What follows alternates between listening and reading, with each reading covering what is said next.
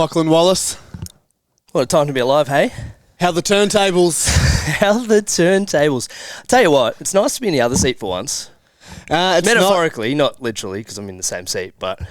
I need some practice being in this seat and need to develop my aptitude as a podcast host. Still hey, a rookie. you use words like aptitude and you're fast on the way to being an acceptable podcast host, which is all we're after. I'm trying. So good opportunity to practice here. You are in the hot seat. I set the bar low, so I'm expecting good things. When was the last time you were in the Virtus podcast hot seat? In the interviewee chair would have been the great man Jared Pulsar. It was his birthday yesterday, so happy birthday to him. He interviewed me 2017 at some point. So I assume that noise is probably really annoying through the mic, so I apologise for everyone playing at home. But yeah, 2017 we did a two-parter, basically on the foundations of Virtus, where it came from, what the plans were initially. So if anyone's looking for a flashback, head back to I think it was about episode 20-ish, something. Early days. So 5 years have passed between then and now. A lot of COVID lockdowns. You bought the factory. That happened. KP said she doesn't want to hear you tell the story of how Virtus started because she's heard that 50,000 times. But sorry, Funnily KP. enough, she's lived it. Sorry, And, KP. Yeah. Between 2017 and now, we've got about 100 new members. This is true. And 100 different people that haven't heard the story of how Virtus started. So for those that have heard it 50,000 times, I do apologise. But for the majority you can switch off now. Just you can watch skip to the Westworld or something. timestamp on screen here. But for those that haven't, would you like to give us a brief rundown of... How brief? Because I've told this story a lot over the years, and there are many different versions. Well, we've got a 1 hour podcast. We're 2 minutes in 58-minute version? We're not doing a two-parter, so... Yeah, good. Yeah. Oh, well, I guess to give everyone some context, and one of the things that we teach at school now that we're go back there and do some presentations is that it doesn't matter what you do as long as you do it aligning with your values and do it with the eyes wide open and go, all right, how can I learn from this and how can I grow from this? So I guess that informs a lot of the story around Virtus. I grew up immensely lucky with a wonderful family and love sport. So running and football growing up, just wanted to be a part of sport and wanted to play AFL, was never good enough. Took me till about 23 or 24 to realise that. Self-awareness takes some time, I guess. Yeah. Never good enough. Got close, but yeah, was never quite good enough. So, kind of got stuck post high school going, holy shit, what am I going to do with my life? Didn't get drafted. Stock standard. It's definitely not a unique story. But I'm unique like a snowflake, so my parts of it are unique. Everyone's unique. This is it. We're all special. But basically, got stuck at the end of school going, I have no idea what I want to do. And, career counsellor meetings that everyone goes through and you kind of like, well, what do you like doing? I'm like, well, I like sport. So did the natural progression from high school and jumped into an exercise sports science degree. And I guess there was never really a question of whether I'd go to uni or not. It was always in my head that I'd go to uni. It was just a thing you did. So just like me. That's the story you grew up telling yourself and telling others. Yeah, and I guess it wasn't like mum and dad have been phenomenal in terms of never pushing us or never, creating a path for us. Like I look back now and kind of that's what I want to be as a parent over the next 20 years as the girls grow up. But I guess there was always that expectation internally that I go to uni. Never loved school. Would much rather be kicking the footy or running around. But yeah, jumped into that exercise science degree, and then over the summer I was kind of like, I don't really want to go straight in. What can I do instead? Or what can I do to bridge the gap? Decided to sign up for Cert 3-4 and Diploma of Fitness. This is back when, and you've all heard the cereal box PT line come out, but it was back when the government was basically just paying for your course. Handing them out for fun. Couldn't get rid of them. I can't remember how much we paid for it. I reckon Mum paid for it because she's wonderful. But I can't remember how much we paid for it. But yeah, it was relatively cheap. Yeah. So deferred uni for the year. Did Cert 3-4 and Diploma over a 10-month period. was still at Stingrays playing footy and working at Rebel Sport. Best job ever. Top two. And yeah, that kind of was my introduction into the fitness industry, right? I was learning, the basics of exercise science or basics of personal training, knowing that I had my exercise science degree to come. Yeah, so what was the thought process behind doing your Cert 3 and 4 and diploma when you were going to be going into a lot of the advice degree? I give is based off my experiences, right? So, to all of our interns, it's like, you've got to start coaching. You've got to be coaching early on if you want to be a coach. And like, I was just lucky that I wanted to not go straight to uni. I wanted to have a gap year, and I decided Cert 3 and 4 was probably an easier route to do that for the year. Focus on footy, focus on, work at Rebel with some of my best mates and just have a good time. And when I look back on it, the contact hours for the Cert 3, 4 and diploma were like, another 8 or 10 hours a week on what I would have done at uni. So I kind of did more work accidentally. Yeah. But I fell into coaching, PT. Like, I'd been training out of home for a couple of years and been going to the gym for 3 or 4 years and having no clue what I was doing. I was lucky enough to have a brilliant running coach that taught me how to run and taught me how to look after my body and those kind of things. But yeah, it was football. It's getting better, but football back then was show up, train, classic. Show up, train, hydrate, and that was about it. But yeah, just kind of fell into the Cert 3 and 4. And I remember, early Jan, not knowing what I was going to do, was waiting for the second round offers because I didn't get my first round. And I, just saw a little ad that was like Cert 3, 4 and diploma. Was it Victorian Institute of Fitness or Victorian Fitness Academy? I can't remember. Yeah, VFA it was called. So it was, just locked it in.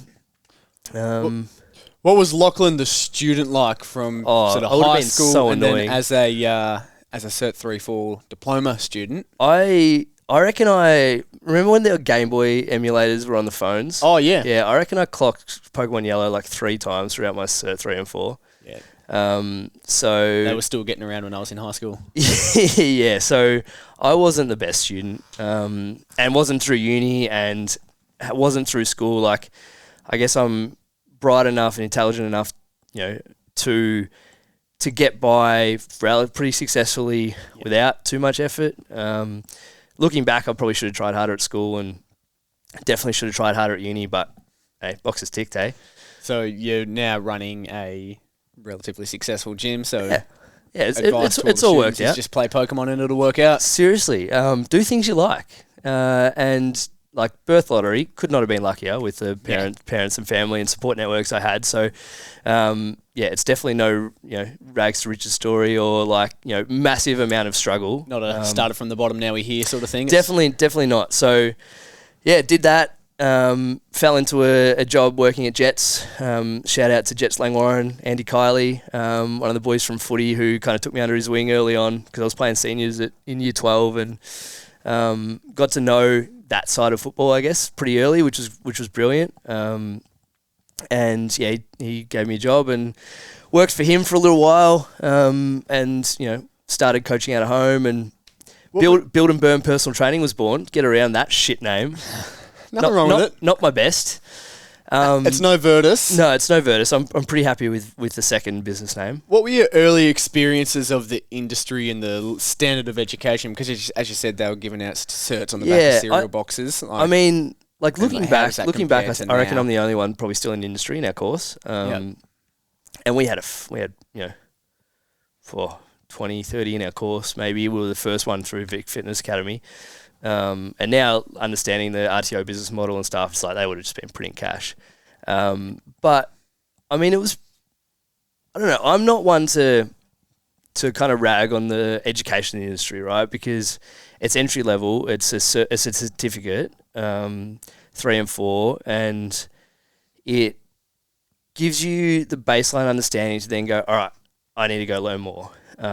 It gives you the capacity to go, all right, well, this is my starting point. What am I going to learn from here? And I guess, does that lead to two problems with the industry? Is that one, people don't then go on and upskill and educate, and they're just I think people look at personal training and go, it's a fun job. You got good hours if you like training, getting up early and staying up late and doing nothing in the middle of the day. Pick your own hours. Yeah, well, it's not wrong.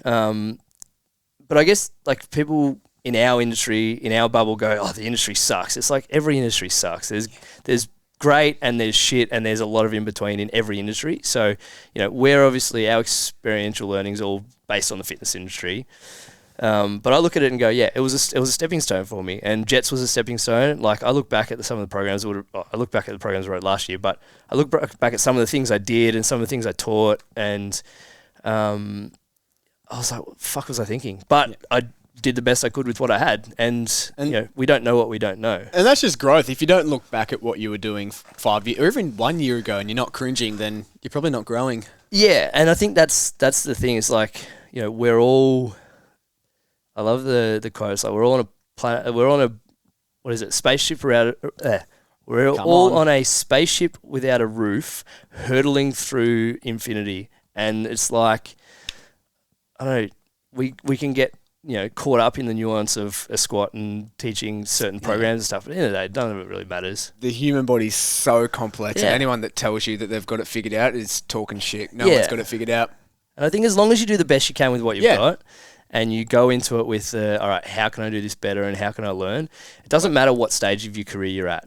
Seek out people that you think are doing it better, learn from them, take what you want, disregard what you don't, and just keep leveling up and keep moving forward. And, working at Jets was it was eye-opening in terms of what the industry was like and just the 24-hour gym model, right? It's like, let's sign 1,500 members and hope that 200 rock up. That is that model. Yeah. It's just the way it works, and it thrives. People make a lot of money because of that. And you can go, oh, people are shit for not rocking up. People, everyone has the best intentions, and life happens, and the gym is such a small part of most people's existence. So that's for us. It's our whole life. Yeah, but well, that's exactly it. And like we go, where is everyone? And like.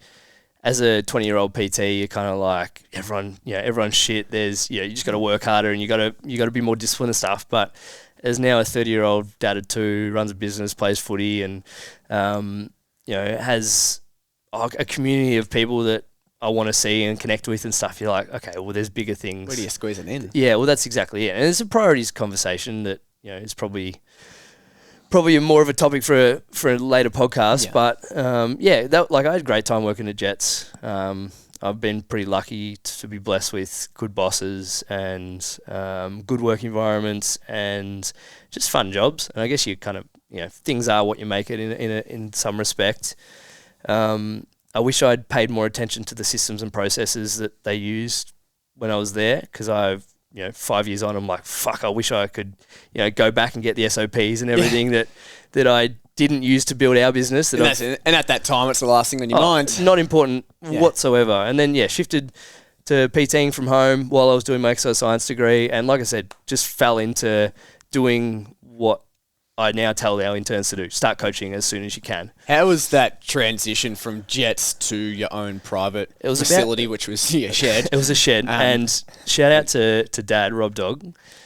Could not have given me a better space to work out of. I had like a little corner, and like this is when I was at school, little corner with a bench press and some dumbbells from Rebel, the old Celsius dumbbells. All you need. And it was great. Bought a VKR eventually, the chin-up bar with the dip bar and stuff. And then I was like, hey, can I move the gym into that corner? He's like, yeah, but you're not going any further than this. And then like 3 months later, I'll be like, hey, can I have a couple more meters? And a couple of years on, it's like probably the best 50 square meter gym going around, I reckon. It was phenomenal. TV was up, basketball ring was up, and it kind of built, it was the foundation to this place.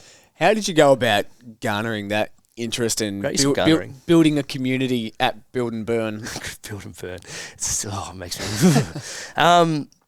I don't know. I think like when you start PTing, you start with your friends, and like, the cold calling at Jets was something that, again, fell into. Was kind of like, we had I think it was like 30-minute PT, free PT for any member, right? Yeah. So I still remember getting to Stingrays early, sitting in the car and just calling like 30 people, and you'd talk to 2 of them.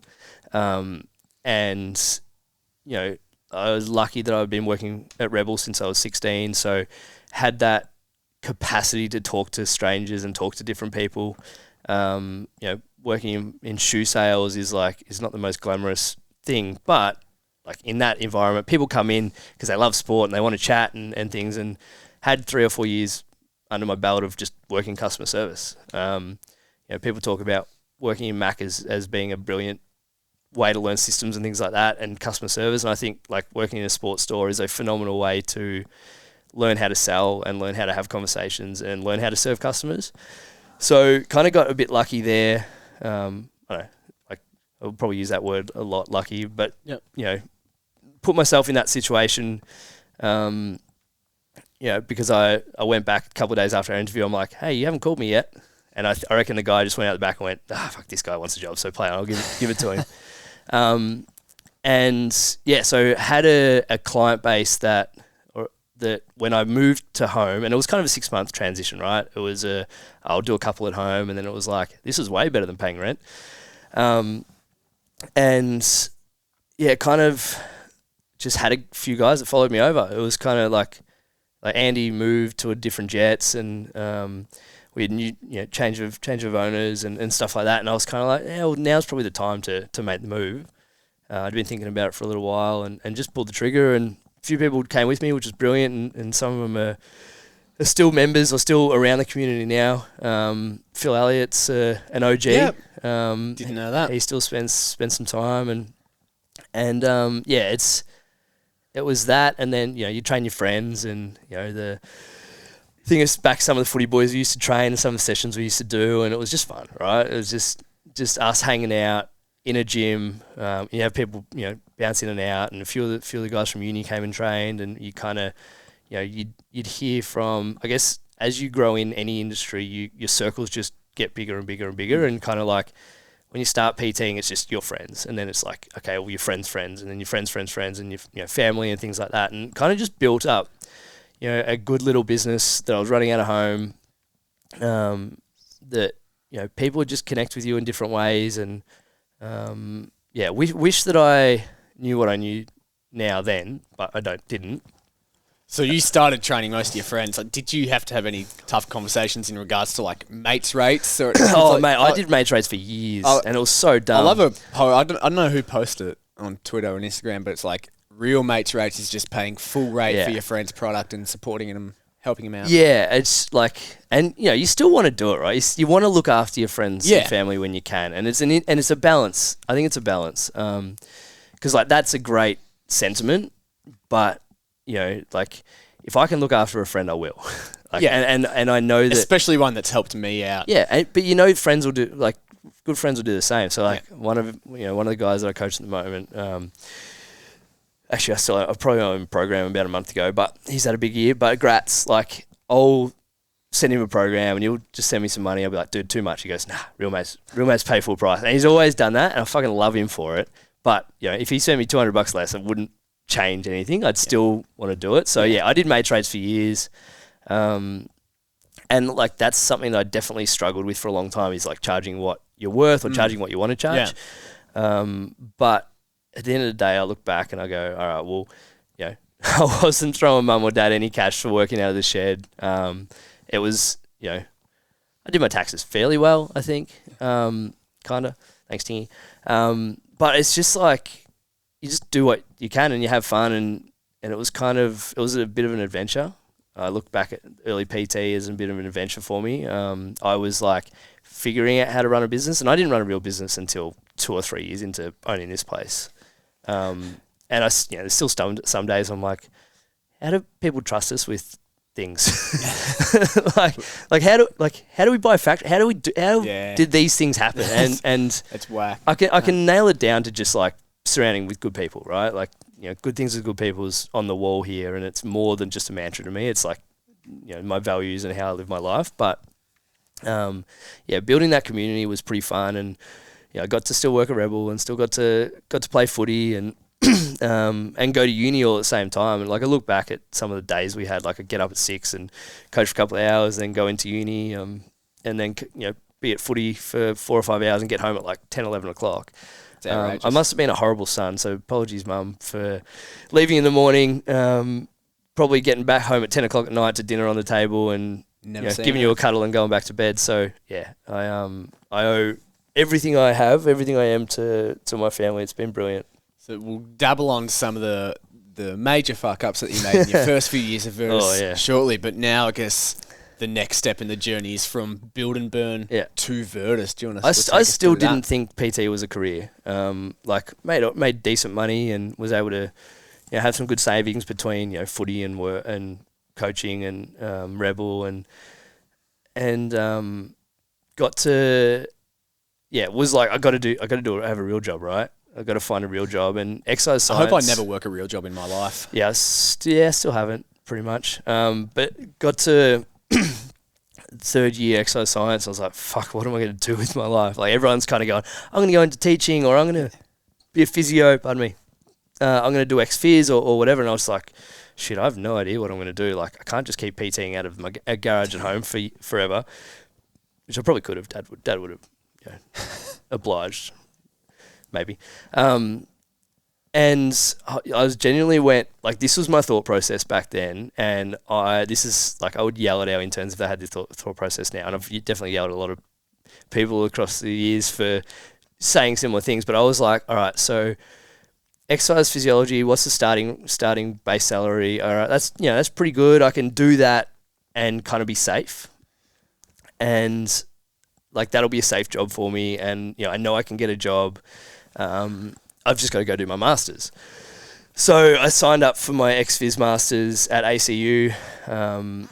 Had a couple of chats with what were the career counsellors back then, were just our tutors and staff, and I kind of went, I think this is probably the way to go.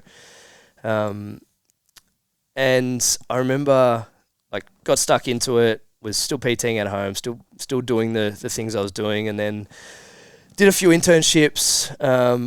Did one at Pace, which was probably the precursor to me jumping into exercise physiology, because I was like, okay, well, this is pretty cool. This is pretty fun. They do a lot more musk than the chronic disease side of things, and really enjoyed my 2-week stint there. 2 weeks wasn't a whole lot, but did a bit of travel and stuff. And I remember, fast forward 10 months, I'd done a few internships and chatted to a few of the guys I went to uni with. Coop was over in the UK, which he will tell you about. Ad infinitum. How do you say that? And Jesse, who I went to uni with, and we were pretty good mates at uni, both from down this side. We knew each other from footy. And we'd had a couple of catch-ups about how cool it'd be if we did something together or opened our own gym or whatever. And it was kind of like I guess what would you call it, a bit of a pipe dream early on in 2014. And then, did a few internships. I was doing exercise physiology, and then we jumped into the Woodford internship with Woody, and I bailed him up one day and said, I want to open a gym. And bailed Woody up? Yeah. I think it might have been first day, and he's like, open one with me. And, long story, didn't work out. Grateful for the experience and all the good stuff that came from that, but that kind of put us on a path to opening a gym. And was doing PT out of home, and I can't remember the timeline exactly, but Jesse was doing it out of build and burn as well, and got to 10 months into my ex-phys degree, and my pa died, and we kind of had a couple of rough weeks where I was like, I don't want a bar of uni, and I don't know what it was, but there was one night where I was just like, nah, this is not for me. I do not want to do this. I think we were talking about chronic disease and one night, and then business ethics the next night. I was just like, don't want a bar of either of these two things. Yeah. I promise Virtus is run ethically, and then kind of just quit. And I remember sending an email. I reckon, or it might have been just before Pa died, but I remember sending an email from the hospital and I'm not going to get this assignment done. And then 10 minutes later, I think I'm done. And I had a meeting with our course counsellor, the course coordinator, 2 weeks later. She's like, yeah, I never really saw you as an ex-phys. And I was like, fuck, you could have told me that 10 months and 10 grand ago. Saved me a big headache. Yeah, but and this is something I tell our students now and people I talk to about, is you've got to do things you don't like to figure out what you do like. And it's almost more powerful to do a course or do or do a job that you like, fuck, I hate this, or this is not me. It's more beneficial doing one you don't like than something you kind of don't mind. Because I guess that was probably what it was with Pace. I enjoyed it. It was fun, but it was more the people than anything. Totally. And pulled the pin and kind of was going through this process to maybe open a gym. Fell into teaching like we called it exercise and nutrition course. It was like 12 weeks of because we were coaching at that time, and I was playing footy in VFL, and it was kind of everything was going pretty well, but we were like, what does the future hold, right? It was like, we got to build something or make something. So we started that PT, or the exercise science course was literally just like, back on the RTO train. It was like RTOs that were rorting the system, so to speak. But we were a few levels down. We were just teaching. You two facilitated the course? Jesse and I were just facilitating the course. So we had like 75 students over a 18-month period, 12-month period. Yep. And we just teach the stuff that we thought was important. In a nutshell, it was like, what do we love talking about? Strength, speed, power, athlete development, and we had a fat loss module, and like all the stuff that we thought was important that we'd learn over the 5 years. Okay, so how does that work? So you guys are just paid to run and it's probably a little fuzzy about how it should have worked and how it did work in the end, but we were paid hourly to do the course, but we were supposed to get a bonus for each student that went through it and completed it. And, still waiting on those bonuses, but we carry on and we learn a lot. Did that while the gym was potentially being built and planned and stuff, and did a couple of internships along that time, and then basically got to the point where everything kept getting pushed back, and we were like, no, we got to do our own thing that's just us. And again, there was like both things were happening at the same time for a while, and then we went, let's open a gym. And I think we'd settled on the name Virtus towards the end of 2014. I could draw out the timelines and really think about it, but timelines don't matter too much. But thought about the name Virtus, and it was kind of like we talked about it for like 6 weeks. Like, what's the name going to be? And we were driving back from the Woodford internship one day, and I was like, what do we want it to be? And it was like we want it to be excellent. Like, excellence is what it would be, but excellence coaching or excellence strength conditioning or excellence personal training just sounds shit, right? So we're like, what's the Latin word for excellence? Because like the thought process around picking the name was like, I hated Build and Burn by that stage, the name. Big regrets? Not the business. Shout out to Dan for giving me that name. Poor, not your best. But I chose it. I picked it. So don't blame other people. But to think of Virtus, we were looking at like, I remember some of the searches we had were like, what are some different areas in Spain? Like, what are some Greek words? I think I'd read Shoe Dog, and I was like, what are some Greek words, mythological words, and Norse mythology, and all that. And then I was kind of like, what's Latin for excellence? So you're like thinking Zeus and... Oh, I don't know. We were just going through, I reckon we would have thought of 200 names. And people say, once you find the name, you'll know.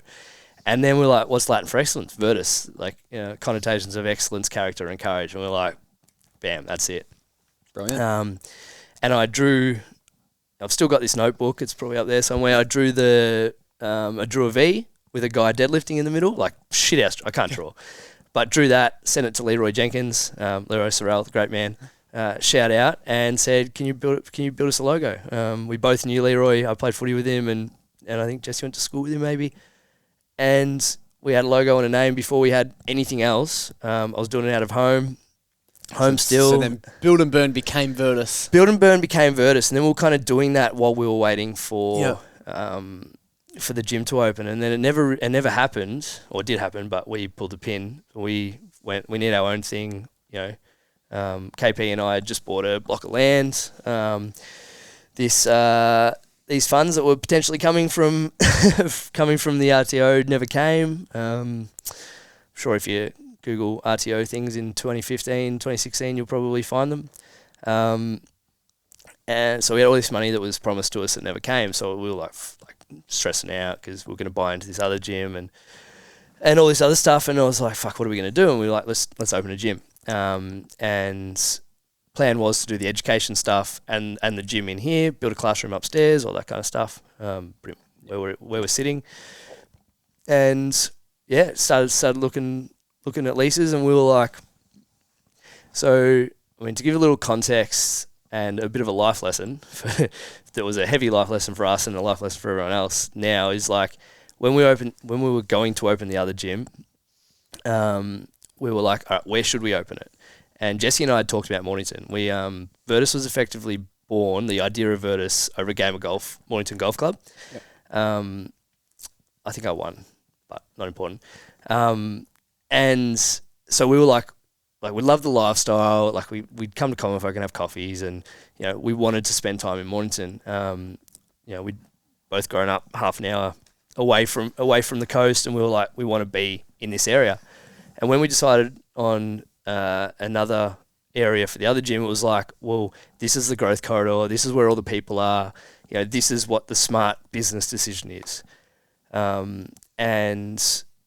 initially we were going to do it in Mornington, and draw a 5K radius around your gym, and like the Woodford gym in Mornington. Or? Yep. So we're going to do that in Mornington, and you draw a 5K radius around your potential business location, and half your potential customers are Starfish. It's like, maybe this isn't the best business call to make, right? And then when that was getting pushed back, we're like, okay, where do we actually want to be? Like, where do we want to spend our day? We got a couple of hours off. Where do we want to go? It's like, I'd much rather walk down to the beach, or go sit at a cafe than go to Dandenong Plaza and hang out, right? And that was like a big turning point. We're like, all right, let's sign a lease in Mornington, and we're going to do the education, coaching, mash up, and yes, went to sign a lease one day, and we're like, yep, this is it. This tiny little beaten down factory on, can't remember what it was called, Diane Street or something, just around the corner. And we called our real estate agent. Yep, we'll sign the lease. And he's like, I'm so sorry. Like, we just looked at it, and he's like, I'm so sorry, my partner's just leased it. And we were like devastated. We're like, fuck, what are we going to do? And I remember jumping on the phone that night, calling a bunch of local real estate. Hey, here's what we're looking for. What do you got? And teed up to look at this place. It was an old ambulance depot. Opened the doors. They're like, oh yeah, this could work. This is huge, bigger than what we were planning on going for the first gym, effectively. And I remember opening the back door and opening out to Dallas Brooks Park and just getting whacked in the face with sunshine. I was like, yeah, this could work. Perfect. And locked it away. Teed up to take occupancy like September. Had no idea what we were doing. Like, signed a lease. Didn't realize you need permits and stuff till like 2 years in, and all the dumb stuff that you do when you're opening a business. And went, yep, this is perfect. So did a big opening party. Did a big fundraiser beforehand that we kind of teed up as like a link with it. We did the Ride to Conquer Cancer, which was like a 200k bike ride around the city. Well, it was actually from, where did we start? Started in the city, came down the peninsula. Just complete luck. The overnight camping spot was out the back, Dallas Brooks Park. So we all slept in here, and then ride back to the city. So we did that, and then did a fundraiser for it, and that was kind of like a little soft launch. And then we did a launch party when we first opened. So I think we put all the equipment together on the Friday and did a launch party on the Saturday. So that was start of November 2015. Okay, so we're coming up 7 years this year. Yeah, so this year's 7 years, which we didn't get to celebrate our 5th and 6th birthdays, which was a bit of a bummer. But we'll do a big fundraiser and golf day for Ryman and the Johnsons this year, so get around that. Very exciting. And then we started Virtus, and we were going to do both gyms at one time. We're like, hey, there's two of us, we can do both at the same time, maybe 3 to 6 months in, we were just think about how much time this has taken you to learn. It was ignorance is bliss at its best. And now I feel like I reckon I can do two now, but just wouldn't want to. You have to be a sucker for punishment to do that. Pulled the pin on that, which was a bit of a bummer. Like, there's a whole heap of reasons and extra reasons that it happened, but I'm grateful for the people we met and the experiences we had, and the fuck ups that happened both our fault and not our fault. And it gave us the opportunity to kind of get, like, I learned so much, business-wise, life-wise, just like fast forward development 5 years, fucking up the way it did. Just on that, so your first few years of Virtus and then prior, what were some of the big fuck-ups and the learning experience that you've been through and would pass on to I think youthful ignorance is business owners? Beautiful thing. Is that the classic Gary Vee, like, you know, you're only 30 years old, you can afford to fuck up, you got 10 years to fix it? Like it is. Like, say what you want about Gary Vee, but he, you know, even a broken clock's right twice a day, right? No, he's definitely right more than twice a day. But I don't know Gary. Yeah, that hustle culture is something that probably is shifting away from being vogue, which is a good thing. But I think and you know, I say this from my experience, right? Like, I was fortunate enough to have a family that supported me and had a great community around us, and you know, I was, you know, still working at Rebel and still coaching a little bit at home when we first opened Virtus. So, like, I had layers of support, and I was getting paid to play footy, which is still dumb to me. So there was a lot of layers of support. So if we fucked up, and Jesse was pretty similar, if we fucked up, then we were going to be okay, right? We might have a bit of a lease to pay out and whatever, but in terms of, I like looking at decisions as permanent or non-permanent decisions. Like, it was a non-permanent decision opening a gym. Like there was a way out. Yeah, there was a way out. And worst case, you know, back doing what we were doing. Yeah, we couldn't really fuck it up, and we had phenomenal support network. So I think if you have the capacity to be usefully ignorant and just throw shit at a wall and see what sticks, then do it. Like, our saying for the first year of business was like, it was a imperfect plan violently executed now is better than a perfect plan executed next week. It was basically like, let's just see what happens. So I think if you have the capacity to do that, do it. And it's obviously not realistic for every person, but no, definitely not. The amount of times we slept at the gym and stuff were, there were a lot of late nights and a lot of early mornings and a lot of slept through alarms and stuff like that. But yeah, it was just throw shit at a wall, see what sticks. Take us through the changes of the operations and things at Virtus from opening to just before COVID, so early 2020. Yeah, so, I mean, I kind of look at Virtus as like chapters, and it kind of fits almost too perfectly into each year. But like the first 12 months was like us having fun. We'd created this thing that was just basically just a little PT business where we did like one-on-ones and two-on-ones, and we both brought our clients that we had. So it wasn't like where it is now, where you can just rock up and... It was completely different. It was very one-on-one basis, or very PT basis is the way I looked at it. We had Soph, Cam, and Katie come on board pretty much as we were opening. So they were just on a rent system. So we were like, under the Virtus banner, let's support you in whatever way we can. So that kind of allowed us to have revenue coming in both from our clients and from coaches. I guess the initial goal with Virtus, it wasn't like hey, let's just open a gym and see what happens. Like, the goal was to create a holistic health performance hub where it was like a one-stop shop. I'd spent... Similar to a conversation we had this morning. Yeah, exactly. This was end of 2015. So I'd been playing footy at Pies for 4 years at that stage.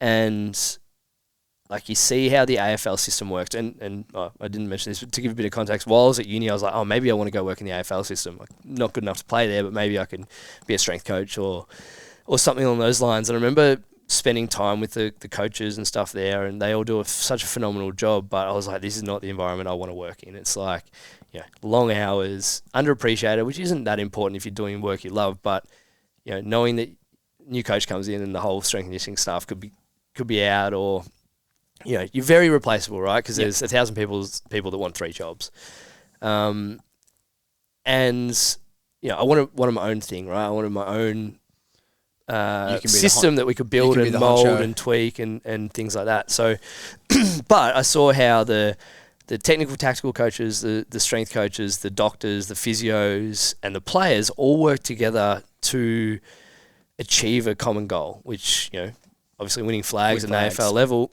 but high performance, personal development, growth, all the good stuff. Like that's what it's about for me. Obviously it took me years and years to figure that out, but saw what that system was and how it worked. And I was like, we've got to build a space where Gen Pop can have this level of service. So, early on it was like, all right, let's build some rooms upstairs without a permit, but we fixed that. We'll get to that. Great man, Jesse Cog threw some rooms up upstairs for us, and we had a bit of fun with the classroom, and we had a physio space and a myo space was the way we built it. And because we were still doing some education stuff at that stage before the big rug pull, we were like, yeah, this is our business model, right? We have coaches as well as us. We have a couple of allied health staff, and we have an education system as well. So first 12 months was very much just having fun. Greg jumped on board middle of 20. I'll have to find the date, but it was about middle of 2016. How did that come about? So was that a part of you wanting to fill a hole of that hub? It's a cool story because I was playing footy at Pies and at Frank's MyCW at the time, still at Stonecats, get around us. And one of our coaches, Scotty Mathers, asked me if I'd be interested in playing footy in Darwin. And this was a conversation that maybe a passing conversation we'd had earlier that year, and I was like, I'd love to have a shot at it and go spend a summer over there at some point. And then a couple of months later, I get a call from Ricky Nolan, one of the coaches up there at St Mary's, and he calls me. He's like, "Hey, I'd love to chat to you about playing footy." I was like, "Oh, I'd love to, but about to open a business. Got to be here for this next chapter. I'd love to, but I don't think it's going to happen." And I'd played at YC for years, and we'd been pretty successful and playing VFL and stuff. He's like, "Oh, I'd love to get you over at some point." And I was kind of like, "Oh no, business got to take precedence." And he's like, "Yeah, all good. What's your business?" And we started talking about it, and I reckon like 20 minutes into the conversation, he goes, "Oh," because I'd mentioned that we were looking for, like, I had that conversation about a health hub. I mentioned that we were looking for a physio, and he goes, "Oh, one of the physios that used to work for us is back in Melbourne looking for a job, I think. Looking for somewhere to work out of, and his name's Greg. I'll pass on your number." I'm like, "Yeah, sure, no worries." And then I reckon it would have been like 4 or 5 months later, when I get a call from this physio, Greg Day, and he's like, "Ricky Nolan gave me your number. I'm, just been China, back, just shifting back to Melbourne. Would love to have a chat." And at that stage, didn't know him from a bar of soap, and just thinking, "Oh, it's just another physio, right?" Because we were lucky enough to have some pretty phenomenal physios at Pies, and I kind of knew, like I said before, there's good and bad in every industry, and I kind of knew the standard of physio that we were after. Greg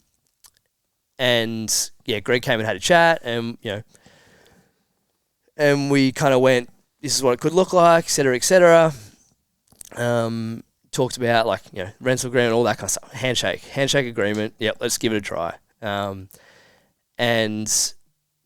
7 years on, we're still running off that handshake, or 6 years on, we're still running off that handshake agreement. Anyone that's met Greg or spent any time with him knows how phenomenal he is as a person and as a practitioner. But we just, it was a bit of serendipity that kind of, let the worlds collide. He's been phenomenal ever since. Hasn't he ever? We had a myo jump on, Ash, who was phenomenal for a couple of years, jump on in similar time, did some yoga early on, did some Pilates with Brooke, which was great, and kind of for, that first 12 months was just like, let's have fun, like good people, good things, still the mantra, years and years on, but obviously I like to think we're running a proper business now. And then kind of end of that first year would have been, when did we open? It would have been like October, so it was about 12 months on. Jess, we went out for lunch, and he's just like, I don't want to do it anymore.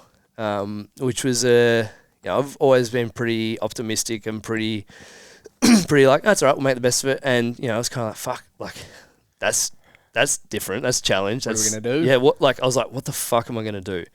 And he's like, I'll be here for transition, and we'll do all this, and we'll make it work. I just don't want to do it anymore. And we kind of set it out, and I worked on buying him out of the business and doing all that kind of stuff. And it was funny. I was super positive about it, and I had a conversation with Dad, and he's just like I won't repeat what he said, but it was not. It was less than yeah, he wasn't too happy about it.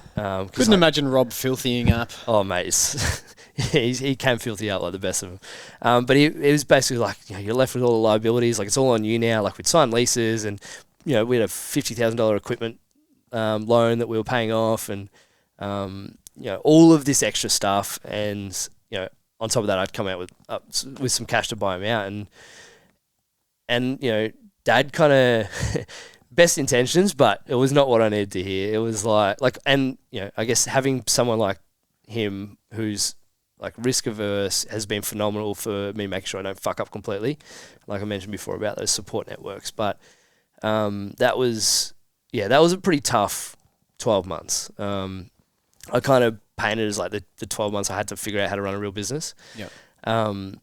And yeah, like, purely the people around me got me through. Like, Tingy, my accountant, is like one of the great men. He looked after me and saved our business. Has saved our business on multiple occasions, thanks to teaching me how to pay taxes and whatnot. And Lincoln Bart, one of our members back then, kind of just said, "It's all right, we'll sort it out," and we'd catch up like once a week and go through numbers and go through stuff. Who was Lincoln? Was he? He was just one of our members. He's a financial advisor, so he's. So he was brilliant in terms of like just help me get my head in a good space. He was like, "That's all right. Like, let's just I'll teach you how to track numbers and the stuff that's important." And because I was a PT, right? I was a PT that didn't love school, so I was like, I fucking no idea what I'm doing. And then Coop came back from the UK, and we ran into each other at the brewery, like, I think 2 nights in a row. Like, I hadn't been to the Mornington Brewery much, but I went 2 nights in a row, and Coop was there both nights. And he's like, "Got a job for me?" I think I said, "Come work for me," as a joke, and he did.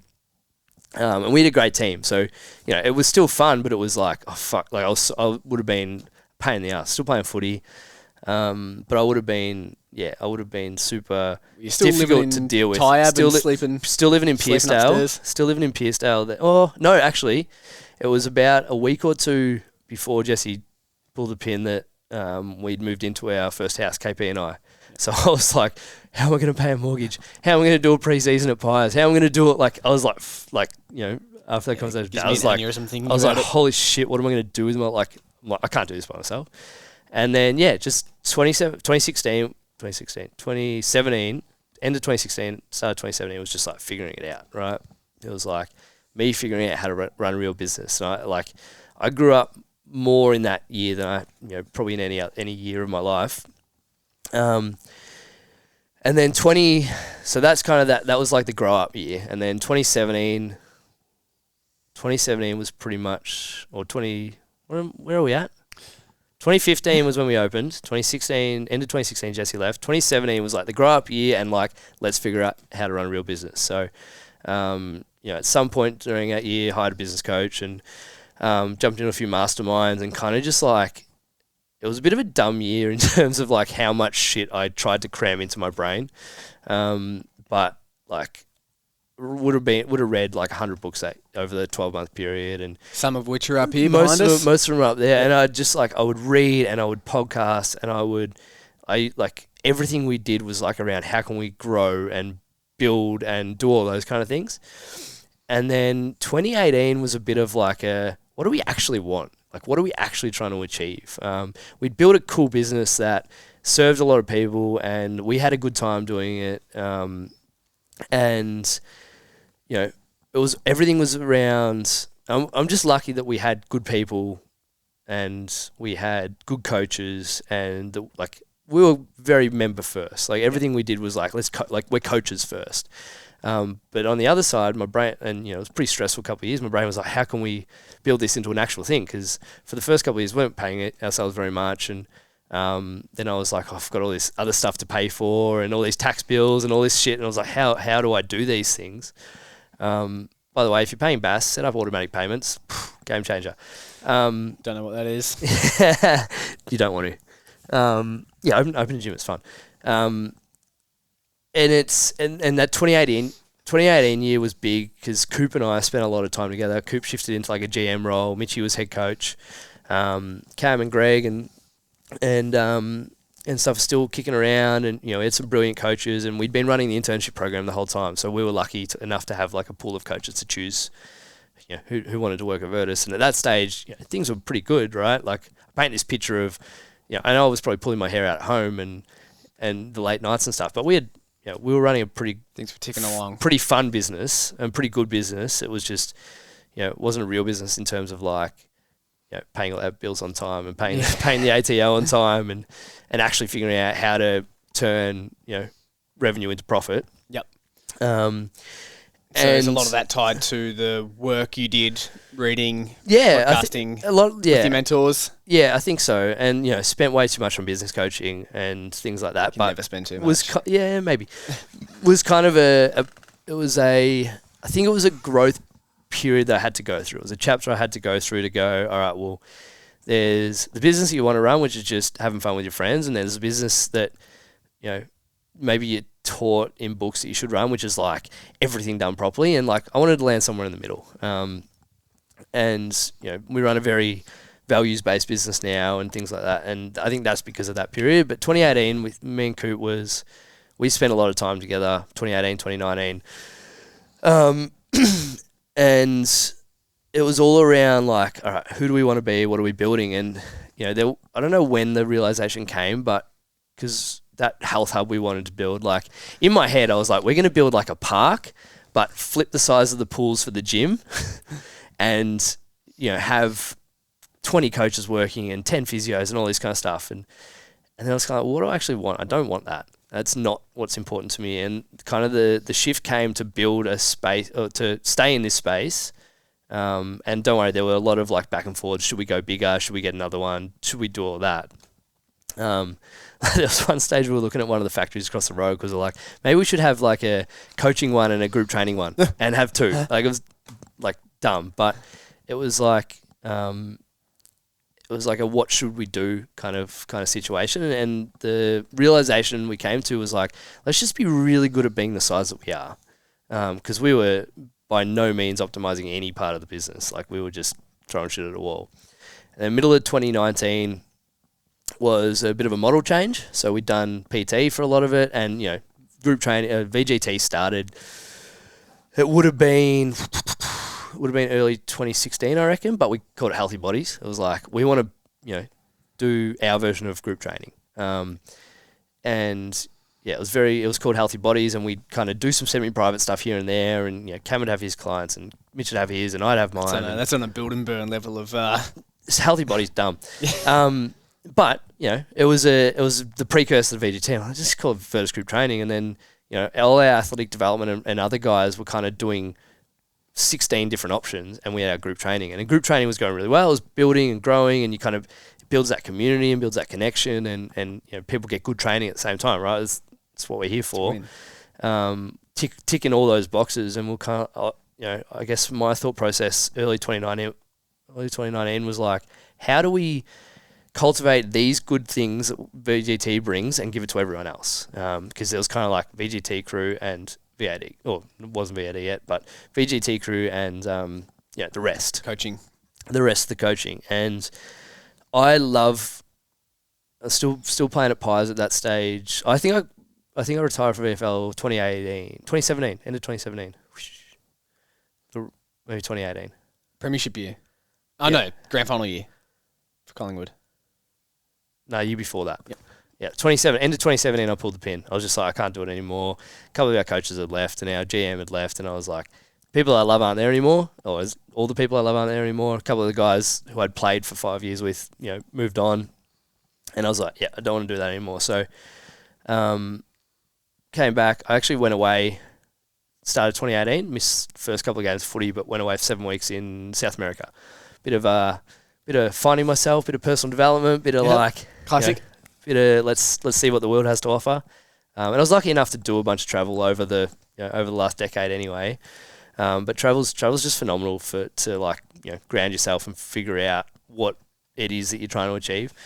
And love the team-based strength and conditioning that we did at footy over the years. It's like, just having 20 blokes, boys, girls, doesn't matter, but 20 people in a room, all training, doing their own things, is just the best vibe. Like, it is.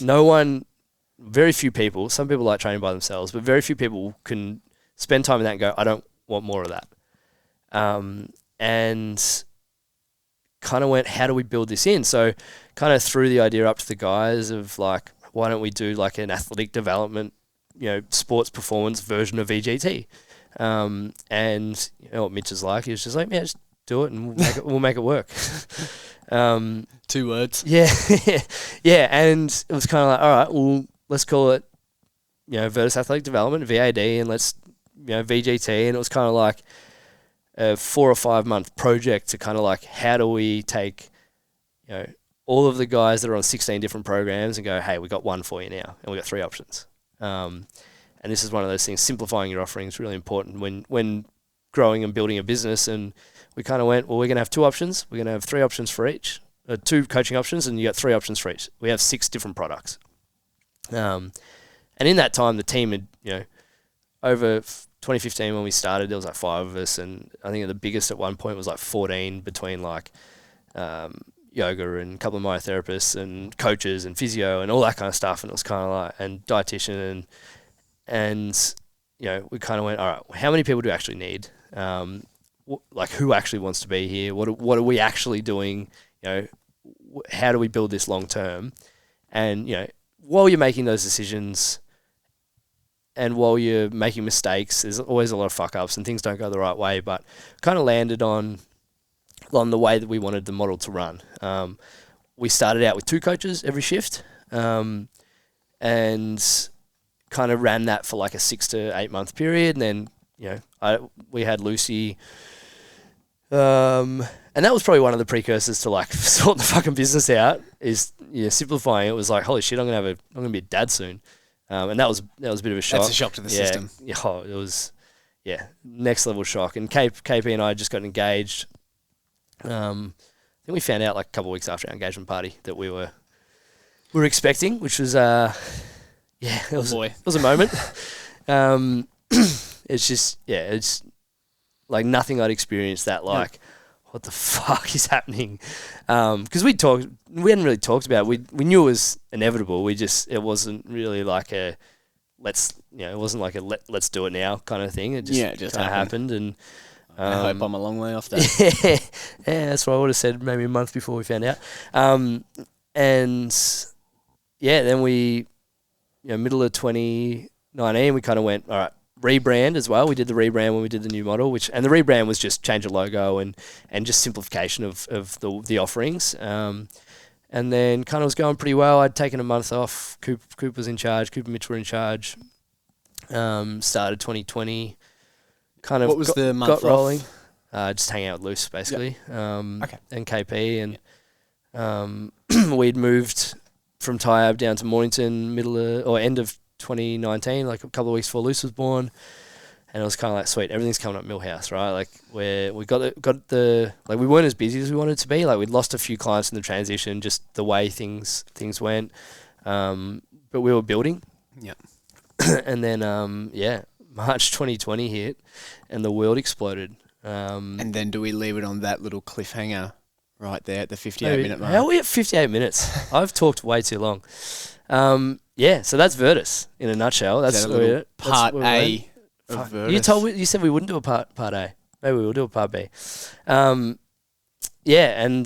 then we got hit with COVID, and obviously things are a little different now. But COVID in a nutshell gave us another like full stop, open chat, open book, empty book. Like, all right, what do we want to do now? Which I guess we'll talk about next time. Absolutely.